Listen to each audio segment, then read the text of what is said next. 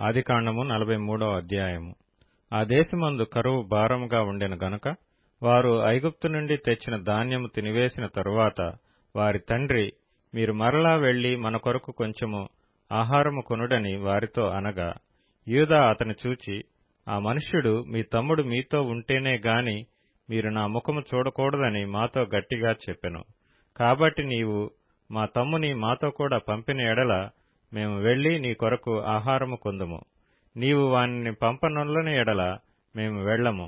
ఆ మనుష్యుడు, మీ తమ్ముడు మీతో లేని ఎడల మీరు నా ముఖము చూడకూడదని మాతో చెప్పెననెను. అందుకు ఇశ్రాయేలు, మీకు ఇంకొక సహోదరుడు కలడని మీరు ఆ మనుష్యునితో చెప్పి నాకు ఇంత శ్రమ కలుగచేయనేలా అనగా, వారు ఆ మనుష్యుడు మీ తండ్రి ఇంకా సజీవుడై ఉన్నాడా, మీకు సహోదరుడు ఉన్నాడా అని మమ్మను గూర్చియు మా బంధువులను గూర్చియు ఖండితముగా అడిగినప్పుడు మేము ఆ ప్రశ్నలకు తగినట్టు అతనికి వాస్తవము తెలియచెప్పితిమి. మీ సహోదరుని తీసుకొని రండని అతడు చెప్పునని మాకెట్లు తెలియననిరి.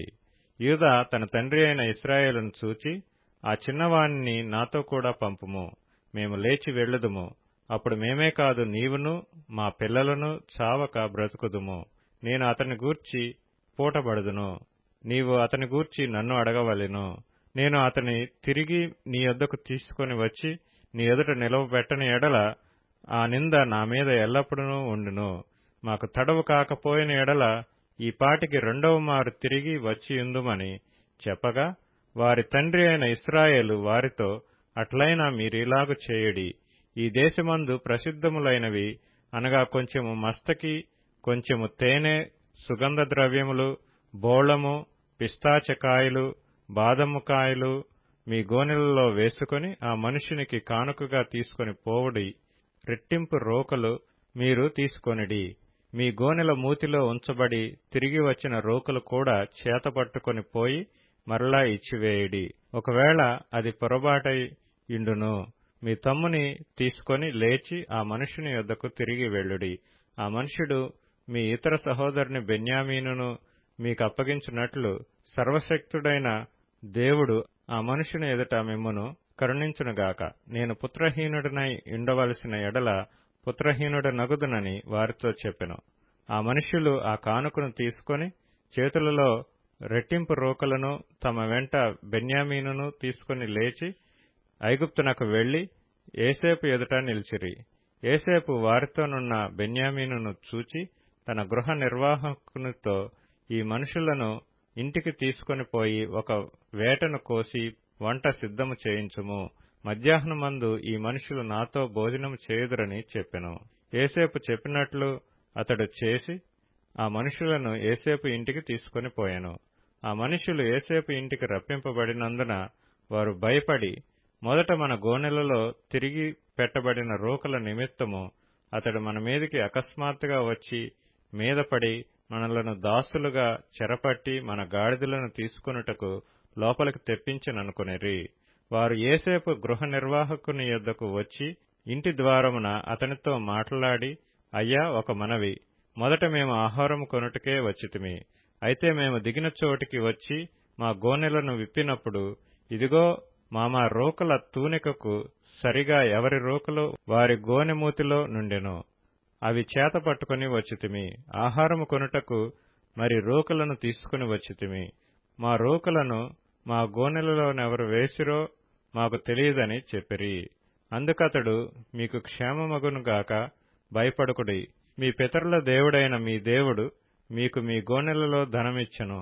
మీ రోకలు నాకు ముట్టినవని చెప్పి షిమ్యోనును వారి యొద్దకు తీసుకొని వచ్చెను. ఆ మనుష్యుడు వారిని యోసేపు ఇంటికి తీసుకొని వచ్చి వారికి నీళ్లియగా వారు కాళ్లు కడుక్కుకొనిరి. మరియు అతడు వారి గాడిదలకు మేత వేయించెను. అక్కడ తాము భోజనం చేయవలనని వినిరి గనుక మధ్యాహ్నమందు యోసేపు వచ్చు వేళకు తమ కానుకను సిద్ధము చేసిరి. యోసేపు ఇంటికి వచ్చినప్పుడు వారు తమ చేతులలోనున్న కానుకను ఇంటిలోనికి తెచ్చి అతనికిచ్చి అతనికి నేలను సాగిలపడిరి.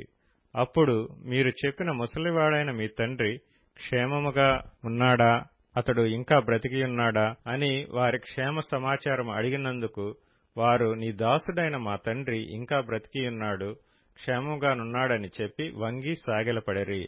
అప్పుడు అతడు కన్నులెత్తి తన తల్లి కుమారుడును తన తమ్ముడైన బెన్యామీనును చూచి, మీరు నాతో చెప్పిన మీ తమ్ముడు ఇతడేనా అని అడిగి, నా కుమారుడా, దేవుడు నిన్ను కనికరించునుగాక అనెను.